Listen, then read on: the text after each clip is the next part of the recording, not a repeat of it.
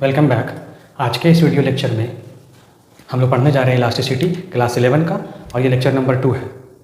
पिछले video lecture में हम आपको इलास्टिसिटी के बारे में बताए थे, परफेक्टली प्लास्टिक बॉडी और परफेक्टली इलास्टिक बॉडी, इन दोनों के बारे में बताए थे।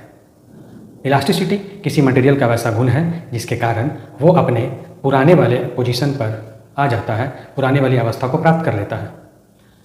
परफेक्टली प्लास्टिक बॉडी वैसे बॉडी को बोलते हैं जिसमें अगर डिफॉर्मिंग फोर्स लगता है और उसका शेप चेंज हो जाता है तो वापस वो अपने पुराने वाले अवस्था को प्राप्त नहीं कर पाता है। उस तरह के बॉडी को बोलते हैं परफेक्टली प्लास्टिक बॉडी। इसका ठीक उल्टा है परफेक्टली इलास्टिक बॉडी, ऐसा बॉडी जिस पर डिफॉर्मिंग फोर्स लगे और लगने के बाद उसका शेप चेंज हो जाए और जैसे डिफॉर्मिंग फोर्स हटता है तो उसका वापस पुराने अवस्था में वो आ जाता है, उसको बोलते हैं परफेक्टली इलास्टिक बॉडी। ठीक है, नेक्स्ट हम लोग आज देखने जा रहे हैं जो हमारा टॉपिक है आज का, उसका है प्लास्टिसिटी। जिस तरह से हम लोग लिखे थे इलास्टिसिटी उसी तरह से है प्लास्टिसिटी। इलास्टिसिटी का डेफिनेशन जो है वही डेफिनेशन है प्लास्टिसिटी का, बस इसमें क्या होगा, वैसा प्रॉपर्टी जिसके कारण वस्तु अपने पुराने पोजीशन को प्राप्त नहीं कर पाता है। बस इसी को लिखना है। लिखते हैं the property of a material by virtue of which it does not regain its original configuration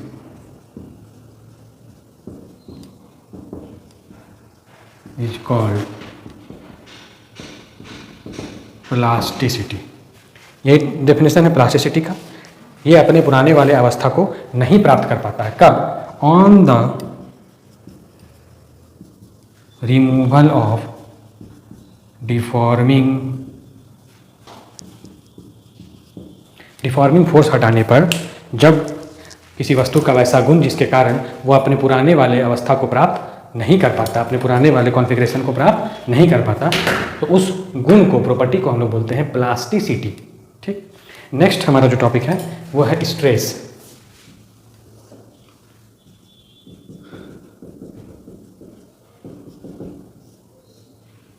ये समझ लीजिए स्ट्रेस को कैसे डिफाइन किया गया।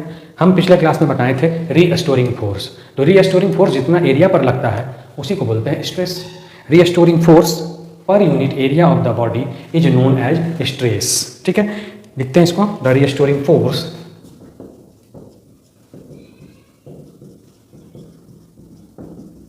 पर unit area of the body is called stress. देखिए, किसी बॉडी पर रीस्टोरिंग फोर्स कितना एरिया के लिए लग रहा है उसी को बोलते हैं हम लोग स्ट्रेस।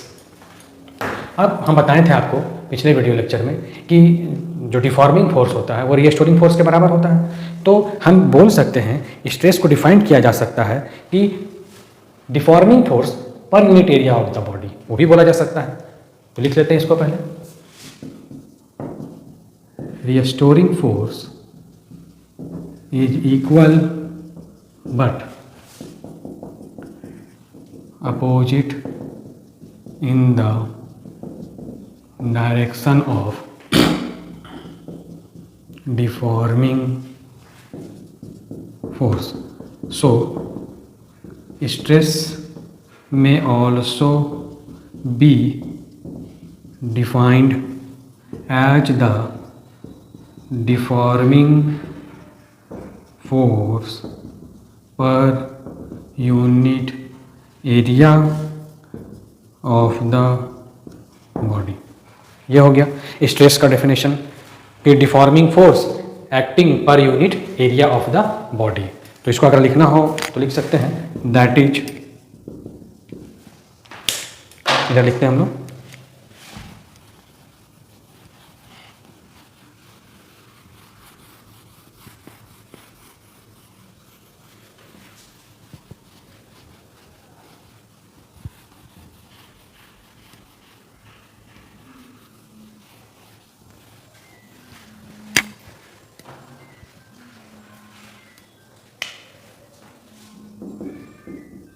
स्ट्रेस बराबर जो यहाँ लिखा हुआ है उसी को हम लोग को लिख देना है कि किस तरह से होगा।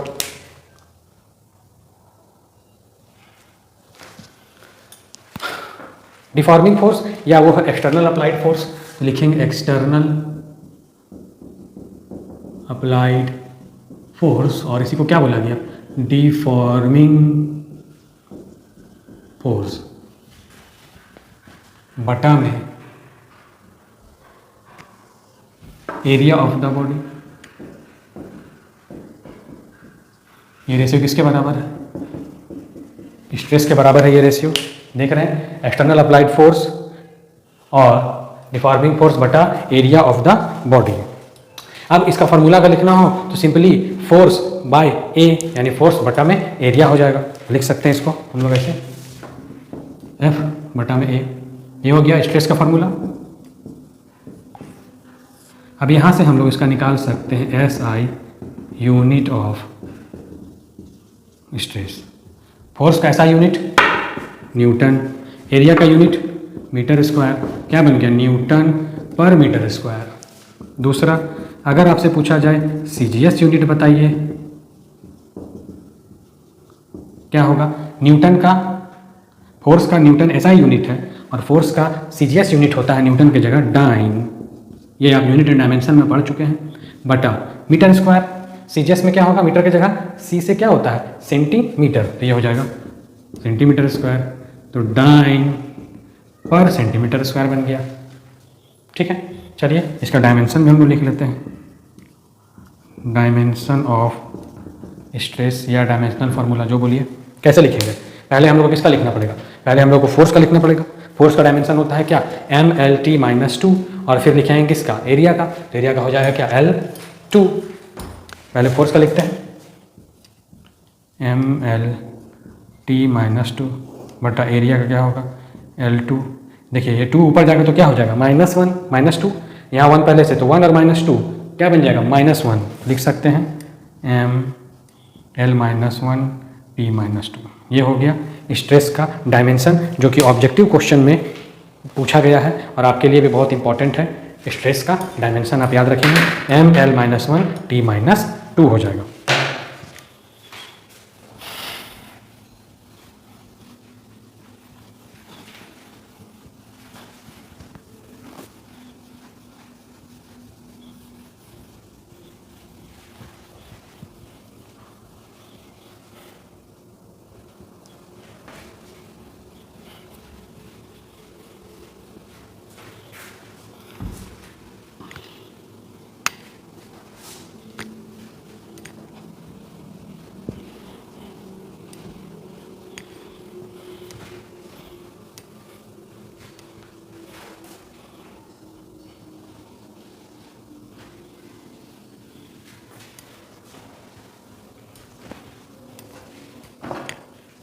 अब हम लोग पढ़ेंगे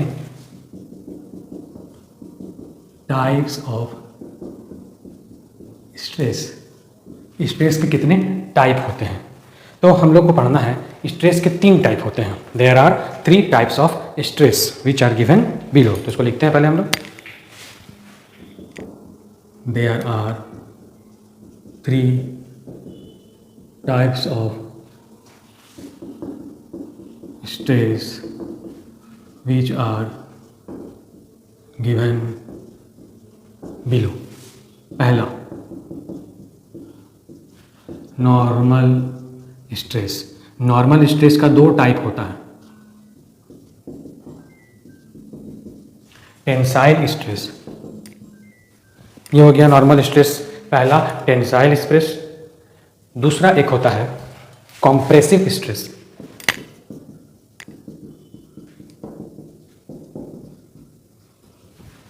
ये हो गया पहला नॉर्मल स्ट्रेस। दूसरा देखते हैं हम लोग, इसके बारे में पहले हम नॉर्मल पढ़ेंगे, फिर हम लोग देखेंगे टेंसाइल क्या होता है, कॉम्प्रेसिव क्या होता है। दूसरा है tangential,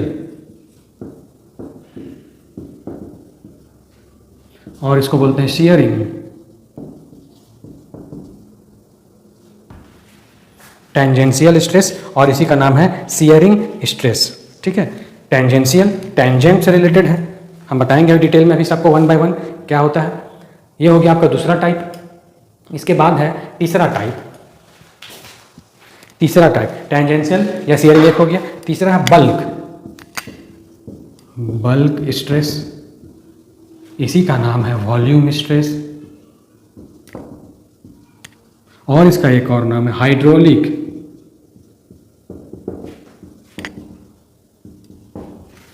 bulk stress, volume stress और हाइड्रोलिक स्ट्रेस। तो अभी हम लोग तीनों को वन बाय वन देखते हैं कि तीनों को क्या क्या होता है। सबसे पहले हम लोग स्टार्ट करेंगे नॉर्मल। देखिए बल्क स्ट्रेस, वॉल्यूम स्ट्रेस और हाइड्रोलिक। ध्यान से देखिएगा, नाम बहुत है तो आपको कन्फ्यूजन नहीं होना है, नाम को समझना है। एक ही चीज़ का दो दो नाम है। और एक चीज़ हम बता देते हैं, ये नॉर्मल स्ट्रेस को हम लोग बोलते हैं लॉन्गिट्यूडनल स्ट्रेस भी।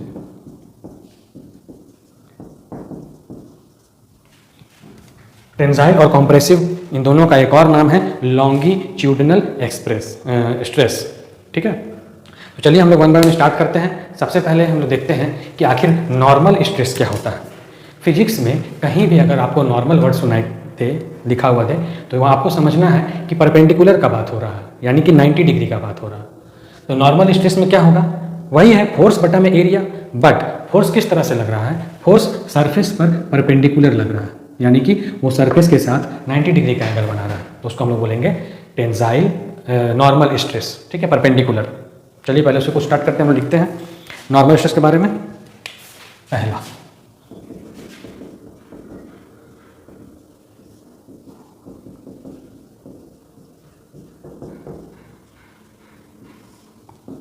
the restoring per unit area, the restoring force per unit area perpendicular to the surface, perpendicular to the surface is called normal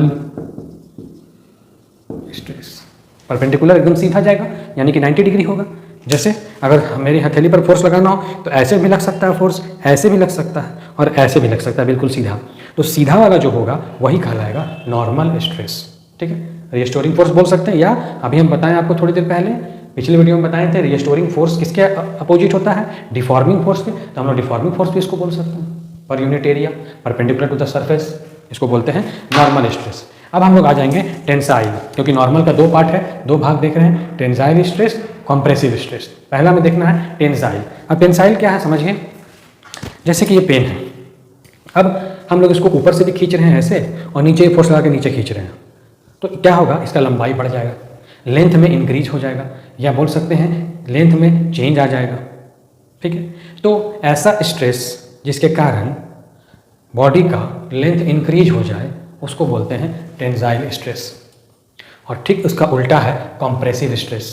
ऐसा रिस्टोरिंग फोर्स जो सेटअप होगा इस तरह से कि अगर हम ऐसे इसमें डाउनवर्ड्स फोर्स लगाएं, इधर से भी ऐसे लगाएं, मतलब इसको हम दबा रहे हैं, कंप्रेस कर रहे हैं, तो कंप्रेस करने पर क्या होगा, इसका साइज जो छोटा हो जाएगा, यानी इसका लेंथ पहले से कम हो जाएगा, डिक्रीज इन लेंथ होगा, उसको बोला जाता है कॉम्प्रेसिव स्ट्रेस। तो इसको हम लोग वन बाय वन लिखते हैं। पहले लिखेंगे हम लोग टेंसाइल स्ट्रेस क्या है, और उसके बाद लिखेंगे कॉम्प्रेसिव स्ट्रेस क्या है।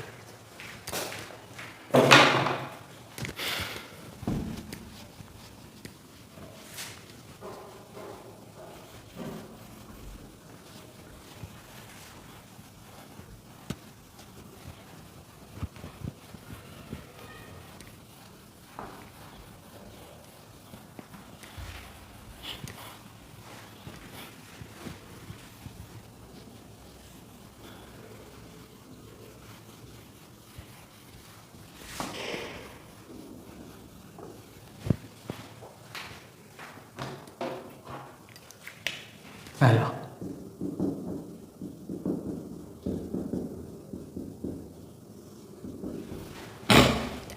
it is defined as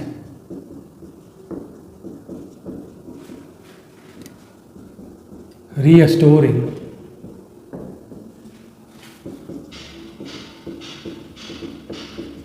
setup, मतलब कि लग रहा है per unit cross sectional area,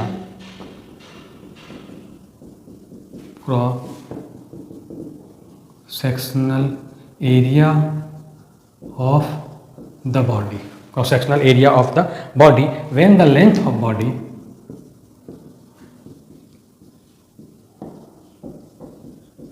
increases.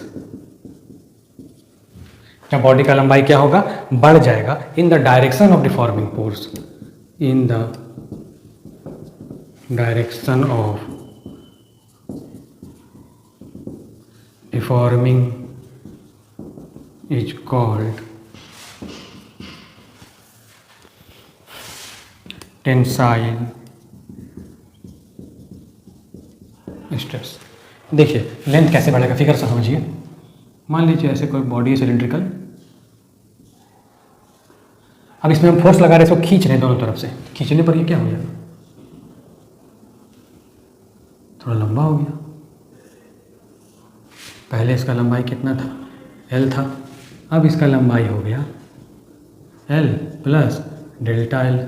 Force इधर की ओर लगा, इसमें फोर्स इधर की ओर लगा। देखिए अब फोर्स लग रहा है परपेंडिकुलर डायरेक्शन में, और इसका जो लेंथ हो रहा है वो भी इंक्रीज कर रहा है किधर, in the direction of deforming force. Deform इधर कर रहे हैं तो लेंथ भी इसका इधर इंक्रीज कर रहा है। तो इस तरह के स्ट्रेस को हम लोग बोलते हैं टेंसाइल स्ट्रेस, जब लेंथ क्या करे, इंक्रीज कर जाए।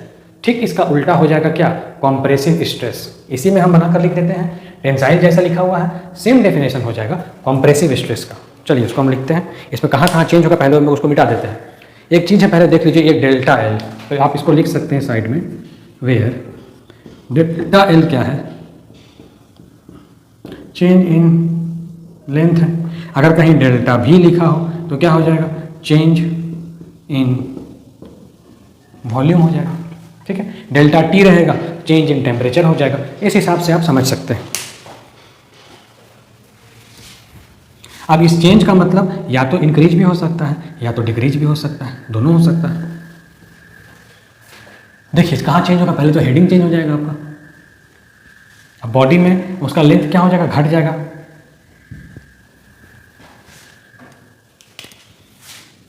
कॉम्प्रेसिव हो गया।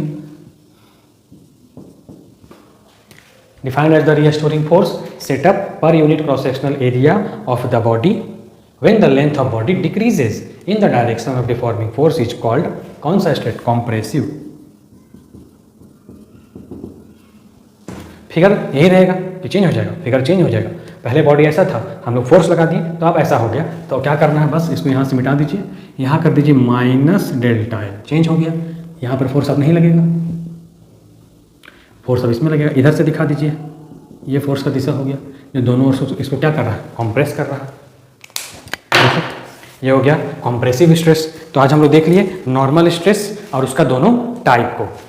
आज हम वीडियो को हम लोग यहीं रखेंगे, यहीं तक। फिर नेक्स्ट वीडियो में हम लोग आगे जो स्ट्रेस के और 2 टाइप बचे हुए हैं उसको देखेंगे। ठीक है, थैंक यू।